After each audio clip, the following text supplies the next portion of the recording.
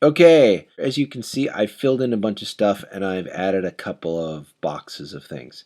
So let's go over that really quick. What I've created here was, what I did is I indented the stave here.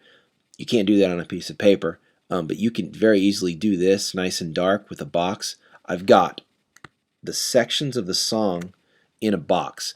That says verse, this says chorus, this says verse. So that now the musician can look at it and go, okay, here's verse 1, and it's 8 bars long. Here's chorus 2, here's chorus 1, it's 8 bars long. We're going into another verse, and say that tells a drummer how he's to play. Drummer's going to play differently from verse to chorus with a different intensity. Guitar players may be playing a certain part in a verse part, play a second part in a chorus part, go back to a verse part. Oh, I'm going to play the same thing basically that I did up here. I'm going to do it down here. And this time there will be other things in here for the guitar player to follow that gives them that extra bar that what they did.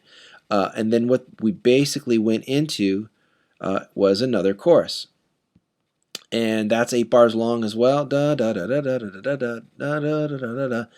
All the way to the double bar line again.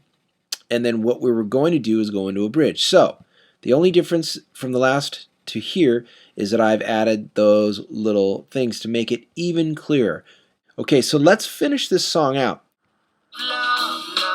There's our extra bar here. Going to chorus. 30.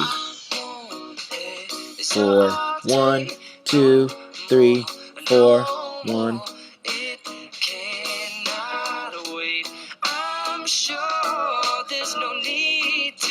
As you can see, this is really predictable now. So you're just playing.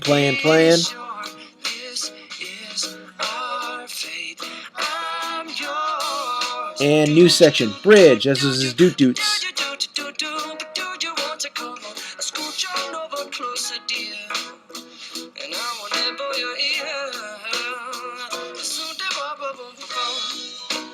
I'm going to go ahead and still call this the bridge. He's still scooching and whoaing, and the band's playing the same chords here. And I know that because I'm hearing it. So, new, boom, chorus. Oh, no, this is a verse. Great. So I'm going to rename that. So we're all in the same place at the same time. If we've been reading along, we've gotten through that whole song all the way to here, to here, to here, to here. Boom. Let's listen to the verse really quick. We're here on the 4th bar, 2, 3, 4, and 50.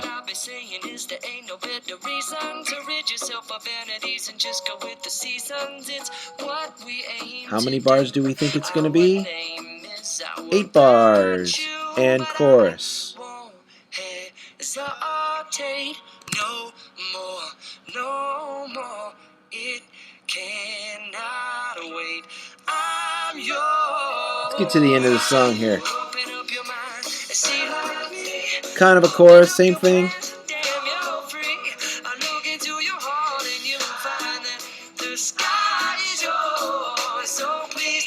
62. 63. Very simple.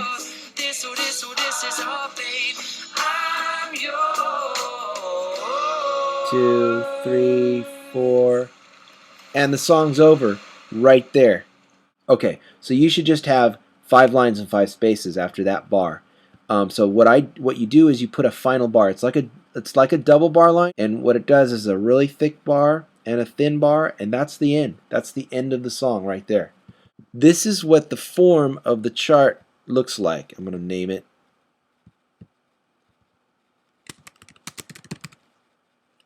Yours. Is there apostrophe there? I don't know. But anyways, so we now know from left to right that there's a verse, there's a chorus. There's a verse with an extra bar right there. There's a chorus. There's a bridge, the doot doots, and if we know the song, we know what part of the song that is. We go a down verse, then into a chorus, which I haven't named yet, but I can. And basically we're looking at chorus to the end of the song. That's what it looks like, structure-wise. Okay, let's check out a cleaned up chart, shall we? All your sections are there. You've got an intro, 4 bars. You got a verse, 8 bars. You got a chorus, 8 bars. Next verse is 9 bars with your extra bar in there. You've got a chorus 2, 8 bars, bridge, 8 bars, verse 3, 8 bars, chorus, this has 12 bars, and then you have a final measure. Now, same thing, let's add some chord symbols. These chord symbols are above the measures, and that's for the guitar players, the piano players, and everybody who plays harmonic changes. Doesn't change anything, left to right. Well, thanks a lot for watching. I'm Chris Barron, and next video I'm going to add some road signs, and hopefully they will no longer be road blocks.